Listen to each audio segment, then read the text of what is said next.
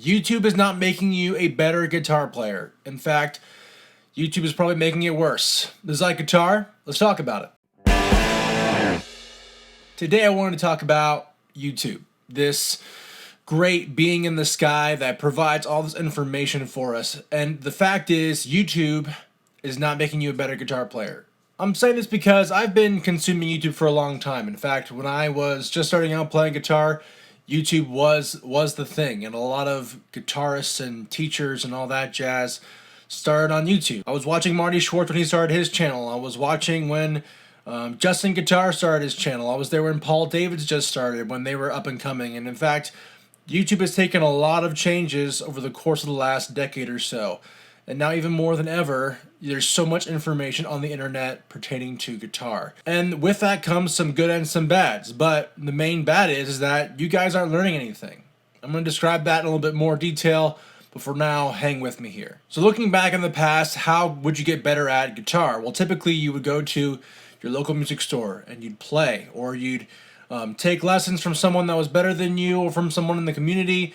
You could also join a band and play in coffee shops around town. Whatever it was, you were out there and playing. And the issue with YouTube, I find, is that YouTube does not give you the opportunity to play. Unless you're specifically a creator, typically you're just meant to consume content ad nauseum. I feel like YouTube is kind of like this post-apocalyptic vein similar to a Mad Max Fury Road, where we're all just kind of mindless organisms consuming all the content we can, hoping that they're going to bring fulfillment and skill and an increase in depth of knowledge to our abilities, when in fact it really doesn't. Now, I think YouTube is a really big breadth of knowledge for a lot of people. Where else were you going to learn how to sweep pick or shred or learn how to Travis pick or learn how to play fingerstyle guitar?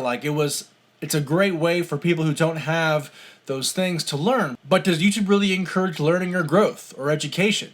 I mean, that's the really big question we have to answer today, especially in regards to guitar playing. The real thing that I struggle with in watching all of these really successful YouTubers is their goal really to teach music? And that's something that might ruffle a lot of feathers. I think every musician on YouTube wants to educate to some degree and show to some degree. But I feel like a lot of musical educators are really there to build their brand and to build their profession and to build their skill set and to use their skill set in a marketable way. And I don't blame any of these guitarists or educators of doing this, but I don't think the YouTube industry and the YouTube platform encourages strictly educational teaching. Now, if you've watched any of Rick Beato, he kind of goes on about this in his videos. He makes videos that really do educate a lot of people about different kinds of music. And a lot of this music and a lot of the stuff that he educates people about gets taken down by YouTube for copyright infringement. And if they're a blocker, some of these videos get removed completely, and it's quite the hassle, especially in a fair use society where if you're using something for educational purposes, you can use it for free. And I'm not a legal expert, I'm just mumbling on. But essentially, people have tried to take musical education seriously in the YouTube scheme, but YouTube inhibits that kind of growth. And why is YouTube stifling that growth? Well, there are many reasons why. I'm going to try to answer them the best that I can in this video. But essentially, YouTube is a business model. It was never designed to be a platform. It was always designed to be a business, right? And YouTube, owned by Google, all it wants to do is to make money. Not only for consumers, but for you. I mean, YouTube is a glorified MLM, like a multi-level marketing scheme. You guys invest your time in making really great content, and if you get really great views and really great engagement on your content, you get a cut of the check, but the majority of that check goes to YouTube and from advertising partners that support the YouTube channel. That really makes incentive to make really great videos regarding musical education really difficult, because you're not going to get a lot of views on videos that are educational. I mean, you've seen countless videos of people showing you guitar concepts on the internet, and they don't always get a lot of views. They don't get a lot of engagement. I think the average amount of engagement for a good YouTube channel is about 20%. So you guys are watching 20% of this video, and you're like, this is kind of boring, I'm gonna move on to my next video. And that's the trick with YouTube. YouTube is designed to keep you guys watching for long periods of time. And I think over the course of the history of YouTube, YouTube has conditioned people to stop watching things that don't entertain them And that is the downfall of any great musician or any person that wants to build a solid skill set. It's the amount of time that's required to invest in something. I think that's why a lot of YouTubers also quit, because a lot of YouTubers don't realize that getting into YouTube full time, it's a 1 to 3 year commitment. Like, there's buy-in that has to be made there. And a lot of YouTube creators, they're really passionate about a project, but when tasked with the idea of building an audience and a brand over the course of a 1 to 3 year period, a lot of YouTubers I know get disheartened and they quit, which is something to say about their own personal attention span, but it's the same way with consumers. We're not willing to invest an enormous amount of time in something unless we're super passionate about it and or it entertains us. And to be honest, a lot of people out there don't love guitar enough to sit down for a half an hour video. And I say that because there are channels that do the long form format. I mean, That Pedal Show does a great job of really explaining a lot of guitar pedals, but how many of you guys can sit down and watch an entire episode of That Pedal Show? Okay? I listen to the podcast version of it, and it's still really hard for me to listen to for a long period of time. It's not super engaging, and it's tough to decide on a pedal or not merely by hearing the audio. You kind of want to see it for yourself, but you go and see it, and it's like, I don't want to wait 45 minutes for my information to take place. So YouTube has conditioned all of us, including me, to watch this content and to immediately determine within a 30-second window whether or not it's cool enough to keep watching. And that is the tragedy of learning to play guitar on YouTube. No, I'm not saying you can't learn guitar stuff on YouTube. I've taken some concepts I've learned on YouTube and used them in my playing. But overall, those of us who watch this channel, those of us who watch any other guitar channel, we're not learning anything. That's because we're not willing to invest. We're not willing to take our time and learn the concepts. We want what we want now. We want what we want, right then and there, and it ruins our ability to adapt into information and allow our brains space and time to conceptualize those things, put them in our hands, and put them on the fretboard, so to speak.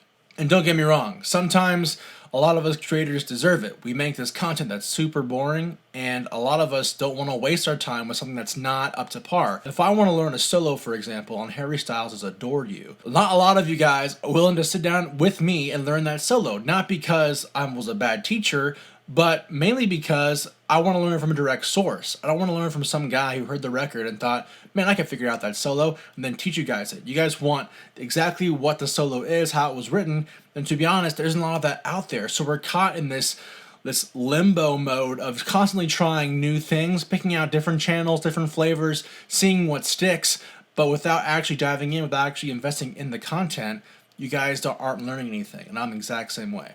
How do we break free of this mindset? How do we break free of the idea that how do we break free of the idea that things take time to learn?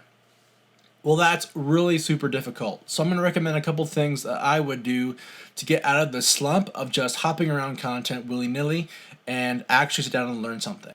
So how do we break the habit of only going to content that's going to give us the quick snapshot so we can get out of there, okay? How do we actually invest in something worthwhile so that we can learn a skill and eventually grow in it? I'm talking about learning how to take a long-term approach, not this short-term snapshot, but the long-haul investment of learning a great instrument. First off, I'd invest a long amount of time in something. I would find a concept and I'd work on it for an entire quarter. And I mean like three months, okay? So every quarter I would map out what are the skills I want to learn in guitar these 3 quarters, and I would dive hard in those skills. I only picked 1 or 2 skills, and that's really deceiving because you think I should be able to learn everything I want to know in 3 months, and that's not the case, okay?